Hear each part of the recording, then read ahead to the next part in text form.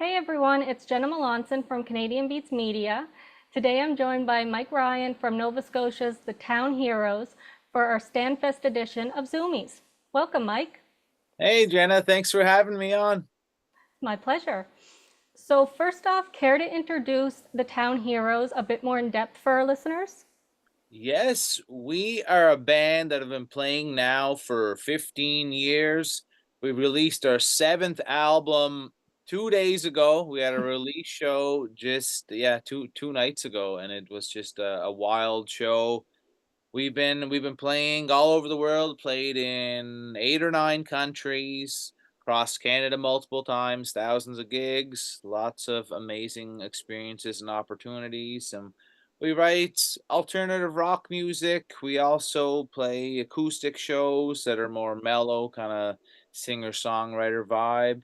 But yeah, we've been doing a lot of stuff in the music industry for a long time and have a great little following in Eastern Canada and various parts of the world. Okay, awesome. So what does it mean to you to perform at Stan Rogers Folk Festival, where it's known for its dedication to celebrating songwriters?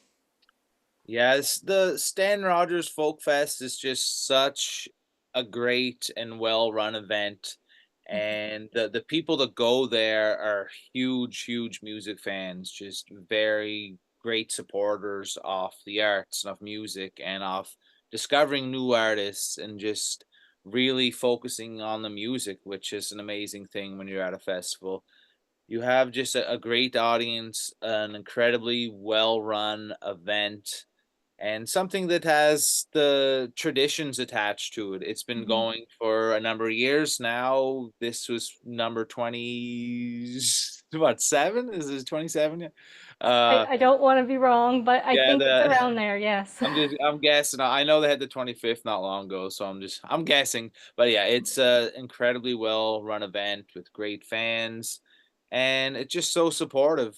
And when you get on stage there, the people just really want to Mhm, be there for you and to hear what you offer, and they'll support you and give you what you want when you play music. You just want people to give the opportunity to play and listen and see mhm. where it goes. But yeah, it's just a great festival. So, as part of a festival that honors the legacy of Stan Rogers, Yeah. how do you incorporate storytelling into your performances Yeah. to connect with the audience? Yeah, we really see ourselves more as entertainers than just being a band or being musicians.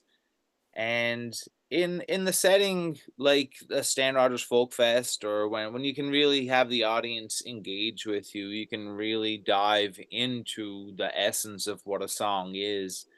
And we like to entertain, like I said. We tell stories, we make a lot of videos online. We're almost as well known for our videos, or maybe more well known for our videos than our music, and just doing fun stuff online. So Mhm, connecting with the audience is the biggest thing for us, and whether that's through telling a story, the background of a song, or just a funny story from the past, or making a video, or just the music itself. We'd like to be able to connect with an audience, and the Stan Rogers Folk Fest gives us the opportunity to do that. So yeah, it's mhm. just a great combination of attentive people who are really into what you're doing. So yeah, Yeah, great opportunity.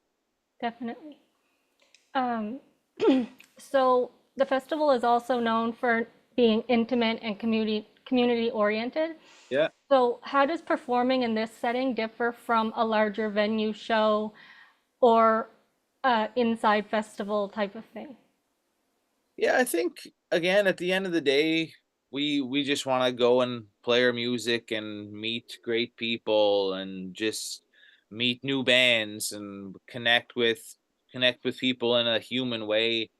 And this festival really allows us to do that. We just have the opportunity to really have those intimate environments where we might play some songs, and afterwards we're hanging out with the other artists, or we're in the getting food and meeting some of the volunteers and the staff. And it's just, I find this festival is really more about just the connections and the how we're all just in this together. Like it doesn't matter. It could be someone who's been touring the world, selling out huge shows, and you'll you'll just hang out with them and eat your chicken dinner at the all at the same time. And it's yeah, it's just a nice intimate environment for sure.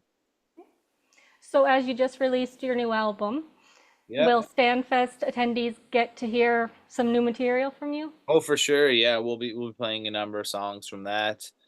And yeah, we'll just play what we want to bring a lot of energy. That's we're a little bit, I guess, maybe more rock than some of the acts that play there, and it's a diverse lineup for sure. Hmm. So they want us to bring some energy, like just Okay. amp it up as much as we can and kind of showcase that side of it. So we'll be playing the new album and songs that we've been playing for years as well. Okay. So you're not doing acoustic on this one. It's Well, we may on the Saturday. We're still waiting to they're okay. putting together the entirety of the schedule. Our band show is going to be at the after party at Okay. the arena on the Sunday night, but we're still waiting to see if we'll be on a songwriter circle or Hmm. whatever it may be. Like there's so many little stages and little things that are happening where we'll likely do some type of acoustic gig as that as well at that. Okay. So the festival kicks off with The Circle Continues. Stanfest celebrates Bruce Guthrie. Yeah. Um, do you have a favorite song by Bruce? Jeez. There's a lot there. It'd be Okay. hard to pick one. It's just I think it's Bruce Guthrow's big thing is more his presence. I think his Hmm. way he could just bring a room together, and his songs are all awesome. Don't get me wrong, but I think his thing was it's community. Like he loved to be the life of the party and connecting people and just highlighting other musicians. Yeah. And it's a very special talent that he had, and that he's passed on to his children as well, and Hmm. influenced countless other musicians. But I think for him, his ability to connect people is what I admired most about him was how he could just bring people together and create a party out of nothing. Just bring a guitar and entertain. Like spoke earlier about how we like to be entertainers, and Bruce was the ultimate entertainer. Hmm. Are there any artists on this year's lineup that you're really excited to check out this at the festival? Yeah, there's lots. I look through the lineup and go, oh, there's the number I haven't seen before, and one who I have seen before and in other iterations off the band would be Tim Baker. Like I was a big fan of Hey Rosetta, so Hmm. looking forward to catching him solo. I haven't seen him live solo, so Okay. other I guess at the ECMAs I saw him perform at the gala, but haven't caught a full set of his solo performance. So that will be awesome. Okay. So the next 5 questions are just for fun. Yeah. What was the first festival you attended as a fan? The one that I can remember most was Somersault, and that was in 1999 or 2000, and it was a huge festival in Halifax. The Foo Fighters were there, Eve Six, Smashing Pumpkins, and Nice. there was 30,000 people on Citadel Hill, and that was such a formative moment for me and my bandmate Bruce Gillis. I didn't know him at the time, but we were both independently there, and that kind of shaped us in many ways. Okay. What's the first thing you do when you arrive at a festival? If I'm performing, it's figuring out where I can get the food. Usually, you gotta make sure that Yep. you got some food and drink, and you know where you can park, and you know where you can put your guitar cases down. And yeah, usually just getting there and figuring out how to get set up, where to get set up, who we're supposed to talk to, where we can get our bracelets or our passes, and get the lay of the land for Hmm. what we can and can't do essentially. Okay. What's your go-to snack or meal when you're performing at a festival? Yeah, well, I know at Stanfest they make amazing food, and we as performers can go into the green room area, the volunteer hut. Mhm. I'm not sure the exact term they have for it, but there's amazing meals there, and whatever they cook for me is my favorite meal. So I'm Okay, awesome. excited to go and, and have whatever they have there. If you could create your dream festival lineup, and this can be living or dead, Jeez. um, who would your top three headliners be other than your own band? Well, how awesome would it be to play with Stan Rogers himself? That would be pretty Hmm. surreal. We'll throw him on there. I'll take a classic 70s rocker. Let's throw Jimi Hendrix on there. I would Okay. see Jimi Hendrix live would be the ultimate experience. And maybe the Tragically Hip, get a Canadian band on there.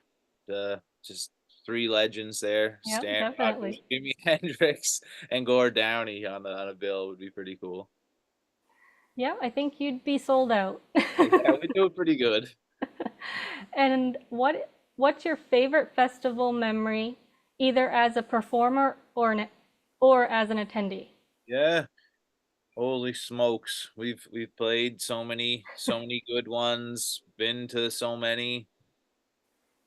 To pick one moment, one memory, I think just I'll take the Blacktop Ball. Our friends, the Stanfields, a great band. They put on a little festival, and it's pretty intimate. Um, not not thousands of people, but a great Mhm. crowd, and it's just so supportive. And getting to play there early on in our career, and have their fans in front of us starting to hear our music and appreciate it, and it was kind of like a little kind of way that we saw, okay, yeah, we can do this, we Yeah, can keep growing and gain an audience. And yeah, some of the early on ones, maybe not the biggest shows you ever played or the biggest audience, but it's just the sometimes the firsts in anything that yeah, you do was just a great memory. definitely. Okay, so that's it for Zoomies Stanfest edition. Thanks for joining me and have a blast at the festival. Thanks so much. Thanks for having me, Jenna. Anytime. Okay.